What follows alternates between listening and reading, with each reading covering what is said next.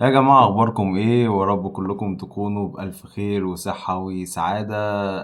معانا النهاردة 3 مواضيع هنتكلم فيهم. أول موضوع معانا يخص الأهلوية، وأشرف بن شرقي لاعب نادي الأهلي وهل ينتقل إلى الوداد المغربي. طيب، مبدئيا كل الكلام اللي بيتقال إن في عرض من الوداد أو في اهتمام من الوداد بأشرف بن شرقي، الكلام ده صح 100%. الكلام ده صح 100%. الوداد عايز أشرف بن شرقي نهاية الموسم. عايز أشرف بن شرقي نهاية الموسم.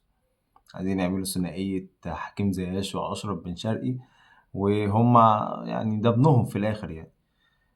فهم عايزينه. عايزينه. طيب، الحاجة التانية، هل الأهلي رافض إن هو يبيع؟ الأهلي مش رافض إن هو يبيع. الأهلي مش رافض إن هو يبيع خالص. الأهلي قال لك أي عرض لبن شرقي في نهاية الموسم من الوداد من الخليج نقعد ونتكلم. تمام. طيب ليه؟ لأن بن شرقي فاضل في عقده سنة واحدة بس، هي السنة الجاية. يعني ممكن في يناير الجاي يمضي فري لأي نادي. فبالتالي الأهلي بيقول لك استفاد منه. دي حاجة. تاني حاجة، العقد بن شرقي 1,200,000 دولار حاليا، وهيزيد السنة الجاية 100,000 دولار تانيين. فعقد كبير.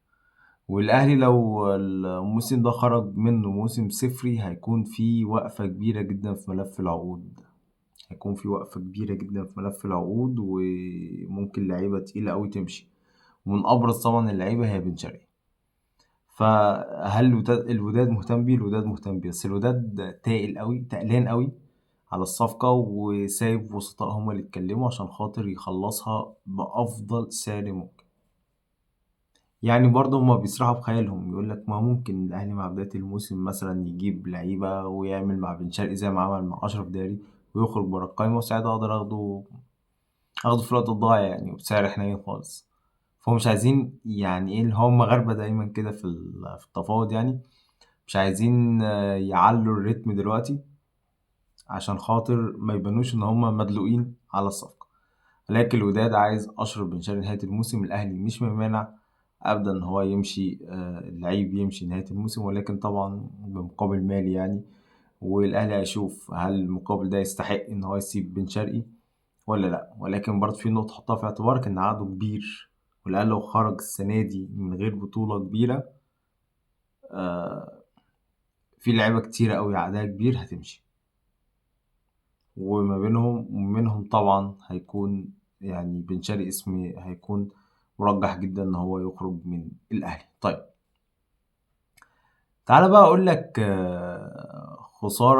الخسارة الكارثية من الترجي. إزاي يعني خلت الأهلي يفلت إن هو يدفع 5 مليون جنيه. تخيل أنت. والله حاجة يعني بائسة، يعني احنا بنتكلم على فضيحة حصلت للأهلي. لكن يعني خلينا نتكلم في الناحية الخبرية. الناحية التحليلية أنا قلت فيها كتير على صفحتي على الفيسبوك، فخلينا في الفيديو ده عشان مناخدش وقت حضراتكم كتير. خلينا نتكلم بس عن النواحي الخبرية. الأهلي كان عامل عقد الهادي رياض، لاعب لعبه ومدافعه، منتقل من بتروجيت. الصفقة ب30 مليون زائد 5 مليون جنيه حال تتويج الأهلي بدوري أبطال أفريقيا هذا الموسم، وهو لم يتم. ولذلك الأهلي مش مطالب إن هو يدفع 5 مليون لبتروجيت، والصفقة ب30 مليون بس، ويا بلاش يعني. يعني أنا بهزر طبعا. صفقة ب30 مليون ما بقتش 35 مليون. فيعني مش عايز أقول رب ضارة نافعة، ولكن أكيد طبعا مش نافعة خالص خروج من دوري أبطال أفريقيا من دور الثمانية، وإنك تخسر بطولة بالقيمة الكبيرة دي مؤهلة لكأس العالم للأندية أنت بتلم منها ملايين الدولارات. أصلا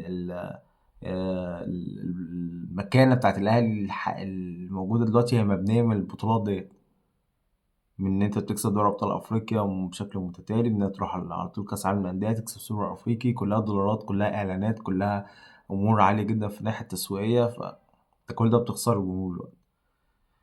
ولكن يلا، أهو يعني خسارة الترجي خلت الأهلي ما يدفعش 5 مليون لبتروجيت.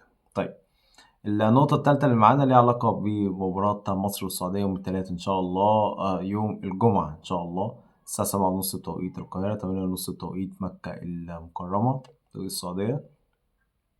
في مؤتمر صحفي هيكون للسيد ياسر المسحل رئيس الاتحاد السعودي لكرة القدم، سواء قبل أو بعد الماتش. يعني هو لسه مش متحدث، هيكون مؤتمر كبير وهيتكلم فيه عن الماتش، وهيتكلم فيه عن استعداد السعودية، وإن دول الخليج آمنة، وإن السعودية آمنة، ويعني وإن الأشخاص هناك السعودية يعني ماشيين في خطة تطوير الرياضة الموضوع.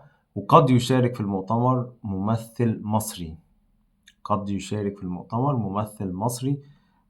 ممكن المهندس هاني أبو ريدة، ممكن سيادة الوزير جوهر نبيل لو هو لسه يعني موجود في المملكة، ولكن قد يتواجد في هذا المؤتمر الكبير اللي هيتعمل ممثل مصري. وممكن جدا لو تواجد الممثل المصري يتم الإعلان عن بطولة مصرية سعودية يعني هتقام كل موسم، يعني سواء مباراة يعني مؤكدة كل موسم ما بين مصر والسعودية، أو سوبر مصر سعودي يرجع تاني. يعني هيكون في حاجة بالشكل ده. لو تواجد ممثل مصري في المؤتمر اعرف على طول إن هيكون في حاجة مرتبطة أو مشروع جاي مرتبط بمصر والسعودية على الناحية الرياضية طبعا. انتهى الفيديو بتاع النهاردة، وأشوفكم في فيديو جديد. السلام عليكم.